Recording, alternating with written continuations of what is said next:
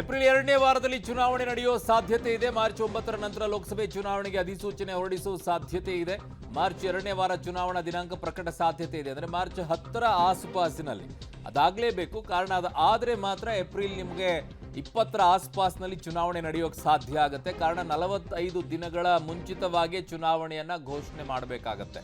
45 ದಿನಗಳ ಮುಂಚಿತವಾಗಿ. ಹಾಗಾಗಿ ಏಪ್ರಿಲ್ 20ರ ಆಸುಪಾಸಿನಲ್ಲಿ ಲೆಕ್ಕ ಇಟ್ಕೊಂಡ್ರು ಕೂಡ ಮಾರ್ಚ್ 1ನೇ ವಾರ 2ನೇ ವಾರ 10ನೇ ತಾರೀಕಿನ ಒಳಗಡೆಗೆ ಇದರ ಅನೌನ್ಸ್ಮೆಂಟ್ ಆಗಬೇಕಾಗತ್ತೆ. ಮೇ ತಿಂಗಳಲ್ಲಿ ನಿಮಗೆ ಅದರ ಫಲಿತಾಂಶ ಬರುತ್ತೆ. ಕಾರಣ ಕೆಲವು ರಾಜ್ಯಗಳಲ್ಲಿ 4-5 ಹಂತಗಳಲ್ಲಿ ಚುನಾವಣೆಗಳು ನಡೆಯೋದ್ರಿಂದ ನಮ್ಮ ರಾಜ್ಯದಲ್ಲಿ ಒಂದೇ ಹಂತದಲ್ಲಿ ಇಲ್ಲಿಯವರೆಗೂ ಚುನಾವಣೆ ನಡ್ಕೊಂಡು ಬಂದಿದೆ. ಈ ಬಾರಿ ಹೇಗೆ ಮಾಡ್ತಾರೆ ಅನ್ನೋದನ್ನ ನೋಡಬೇಕು.